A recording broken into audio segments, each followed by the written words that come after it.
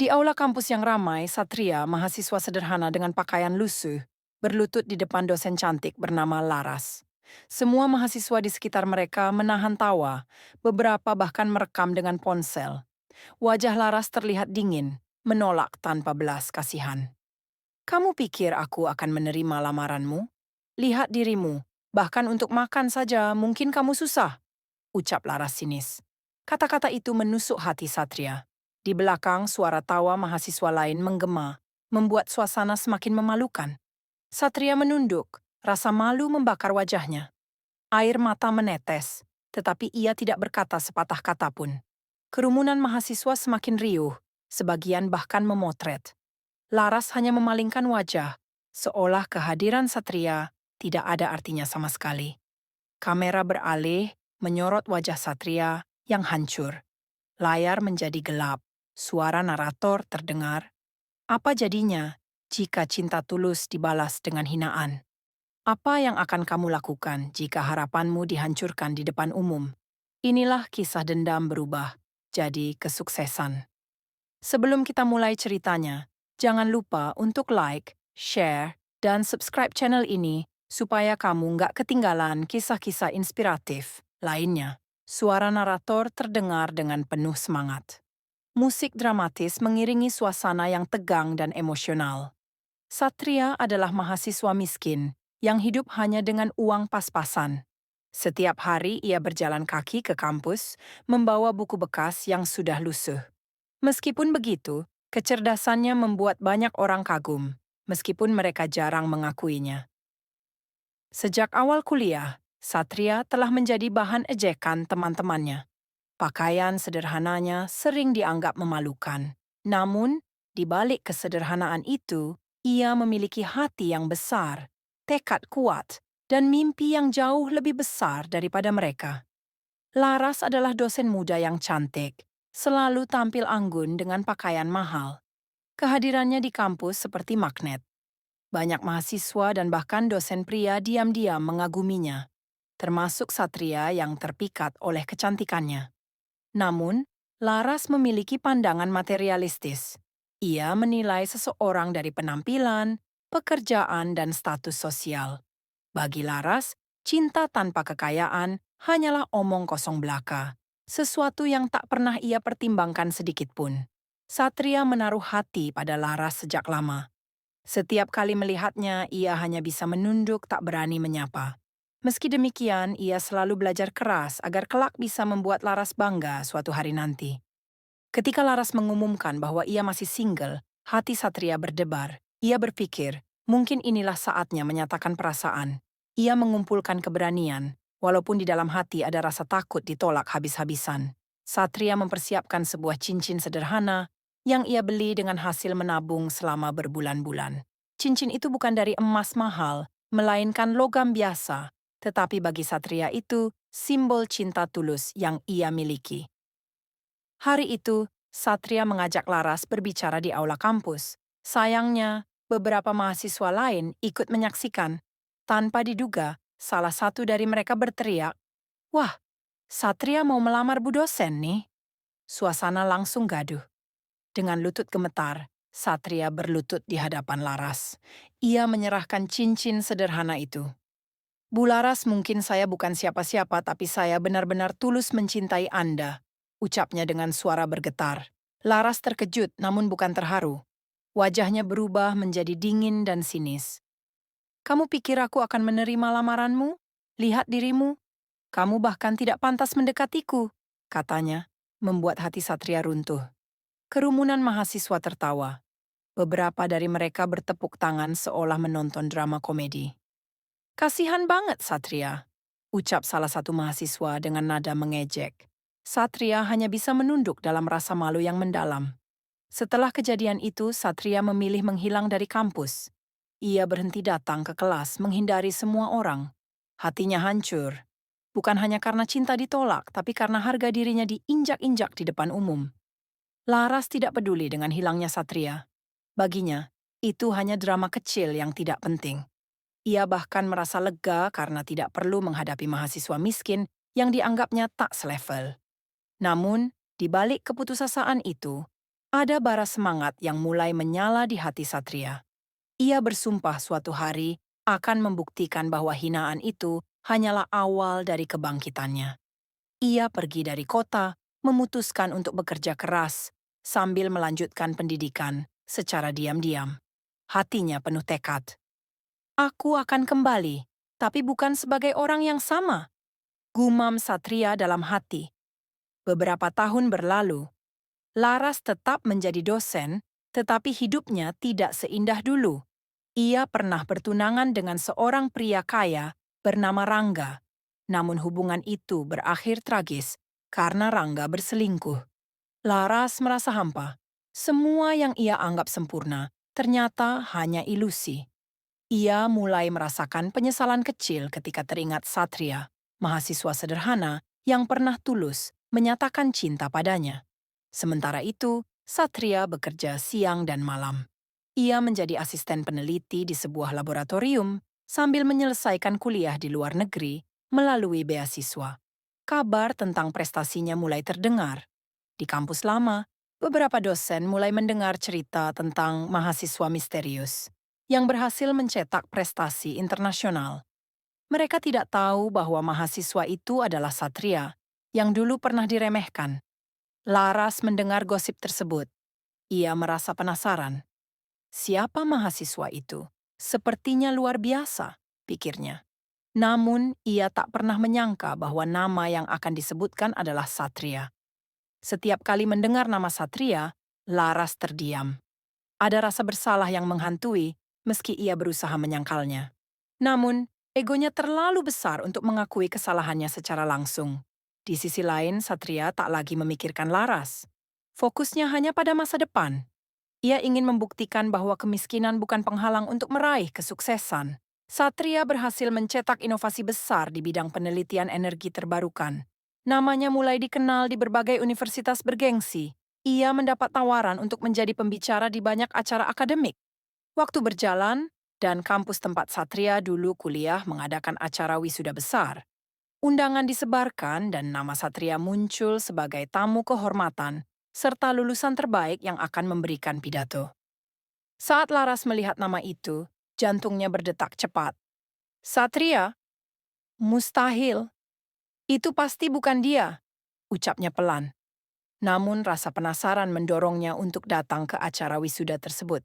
Ketika hari wisuda tiba, Satria tiba di kampus dengan penampilan yang sangat berbeda. Ia mengenakan setelan jas mahal dan berjalan dengan percaya diri. Wajahnya yang dulu muram kini terlihat penuh dengan semangat dan keteguhan. Laras melihat Satria dari kejauhan dan hampir tidak percaya. Itu, Satria, pikirnya. Heran dengan perubahan drastis yang terjadi pada mahasiswa yang dulu pernah dihina olehnya. Satria berjalan menuju panggung utama dengan langkah mantap, menyapa beberapa dosen yang mengenalnya dulu. Mereka terkejut melihat perubahan dirinya. Mereka bahkan tak bisa membayangkan mahasiswa sederhana yang dulu ada di kampus ini. Di atas panggung, Satria mulai memberikan pidato wisuda. Saya berdiri di sini bukan karena keberuntungan, tapi karena kerja keras dan keyakinan bahwa setiap orang memiliki kesempatan untuk sukses, ucapnya dengan suara yang penuh wibawa. Semua orang terdiam mendengarkan pidato Satria. Ketika ia menyebutkan bahwa ia adalah putra dari rektor universitas, kerumunan terkejut. Apa? Putra rektor? Bisik-bisik di antara mahasiswa dan dosen. Laras terkejut, hampir tidak percaya dengan apa yang baru saja ia dengar. Ternyata, Satria bukanlah mahasiswa biasa. Ia adalah pewaris masa depan universitas ini, dengan segudang prestasi yang membuat semua orang terkesima. Satria melanjutkan pidatonya dengan penuh kebanggaan, tetapi tidak ada sedikit pun rasa sombong. Saya tidak pernah melupakan masa lalu saya, karena itu adalah bagian dari perjalanan saya menuju tempat saya berdiri sekarang, katanya dengan penuh makna.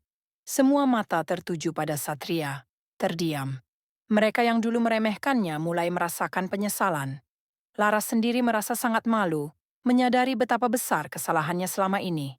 Setelah acara selesai, Satria melangkah keluar dengan kepala tegak.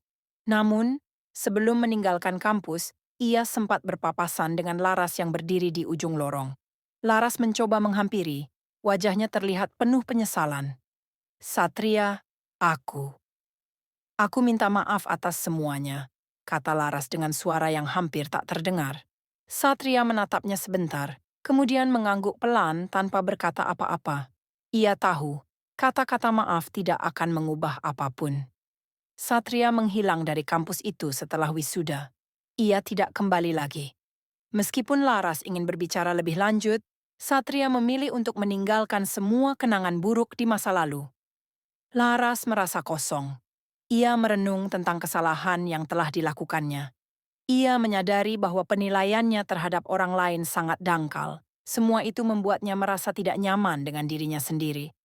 Beberapa bulan setelah Satria pergi, Laras memutuskan untuk mencari cara untuk menebus kesalahannya.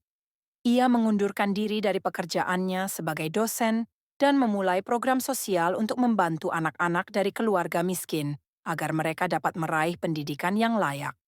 Satria melanjutkan hidupnya di luar negeri, menyelesaikan pendidikan pasca sarjana di bidang energi terbarukan. Ia bekerja sebagai peneliti dan menjadi salah satu inovator terkemuka di bidang tersebut. Berbagai penghargaan dan pengakuan datang kepadanya, tetapi ia tetap rendah hati. Satria tidak pernah melupakan pengorbanannya di masa lalu, dan ia bertekad untuk memberi dampak positif bagi dunia. Laras, setelah beberapa tahun mendedikasikan hidupnya untuk membantu anak-anak kurang mampu, akhirnya mendapat kesempatan untuk bertemu dengan Satria lagi dalam sebuah konferensi internasional. Ia merasa lebih baik meskipun masih ada penyesalan dalam hatinya. Mereka berdua bertemu di tengah keramaian acara konferensi. Satria menatap Laras dengan senyuman tipis. "Kita sudah jauh berubah," kata Satria dengan suara tenang. Laras mengangguk, matanya penuh penyesalan. "Aku sangat menyesal telah menghakimi kamu dulu. Aku benar-benar salah, Satria," ucapnya dengan tulus. Satria tersenyum ringan, mengangguk pelan. "Kita semua pernah salah, Laras," jawab Satria. "Yang terpenting adalah bagaimana kita bangkit dan terus maju," lanjutnya sambil menepuk bahu Laras. Suasana di antara mereka menjadi lebih ringan. Mereka berbicara lebih lanjut, tidak lagi sebagai dosen dan mahasiswa, tetapi sebagai dua individu yang telah melalui perjalanan hidup masing-masing. Meskipun mereka tidak bersama seperti dulu, keduanya menghargai satu sama lain. Satria kemudian melanjutkan kariernya di luar negeri, menjadi salah satu peneliti terkemuka di bidang energi.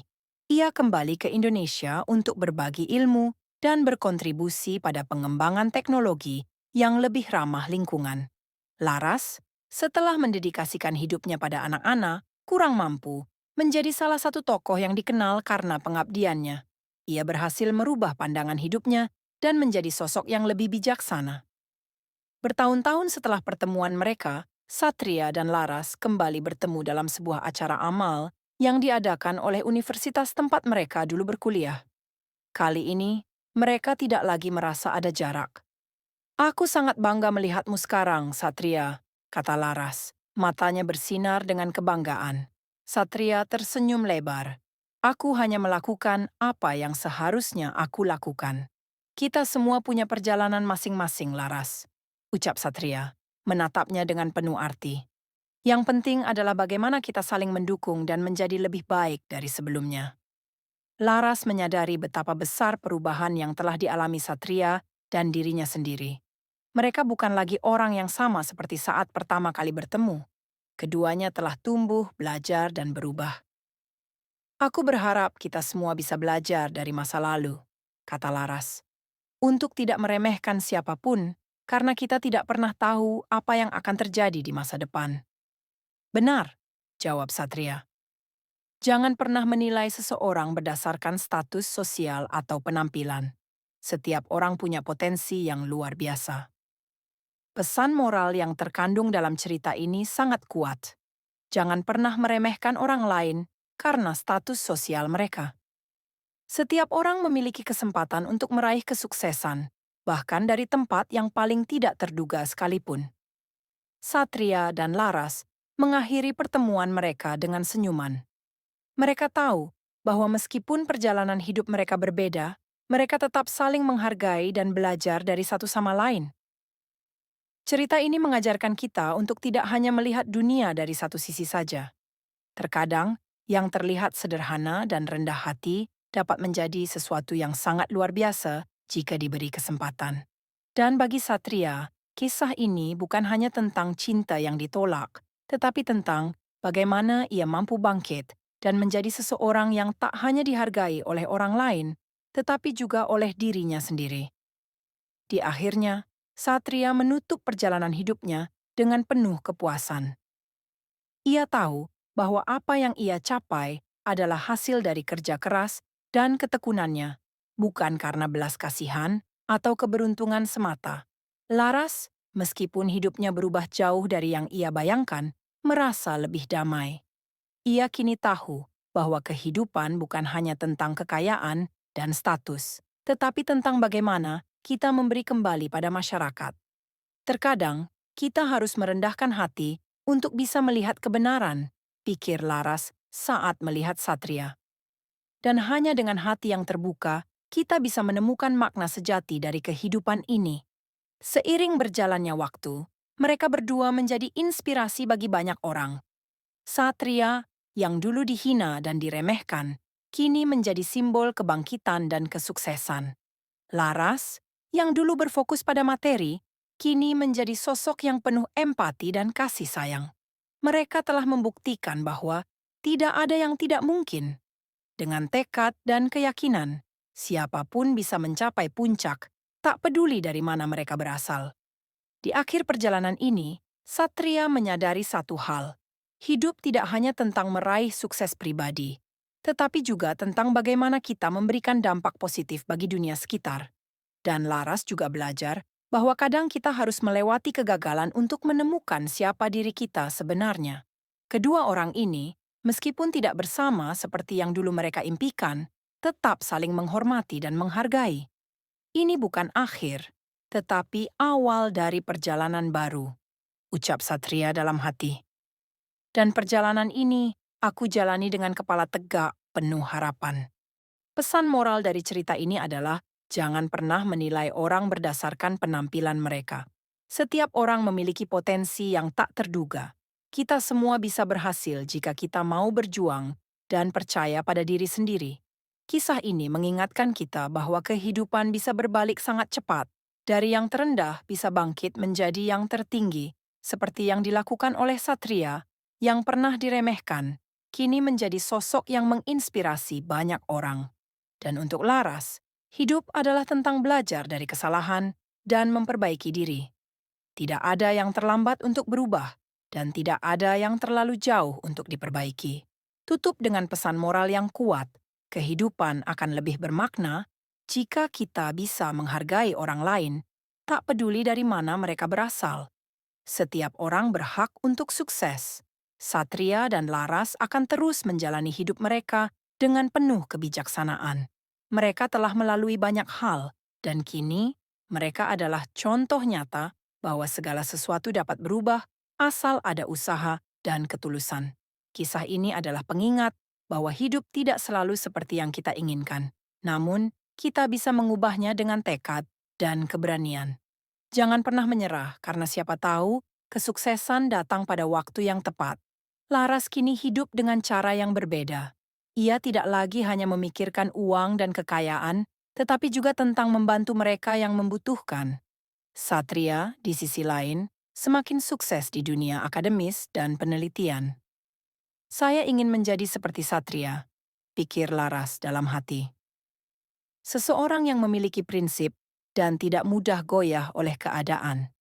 Satria dan Laras kini saling menghargai satu sama lain, meski mereka tidak bersama dalam arti romantis. Namun, keduanya telah tumbuh menjadi pribadi yang lebih baik dan lebih dewasa. Dan akhirnya, mereka semua menyadari satu hal. Hidup ini tidak hanya tentang tujuan, tetapi juga tentang perjalanan dan bagaimana kita menjalani perjalanan itu dengan penuh rasa syukur dan pengertian.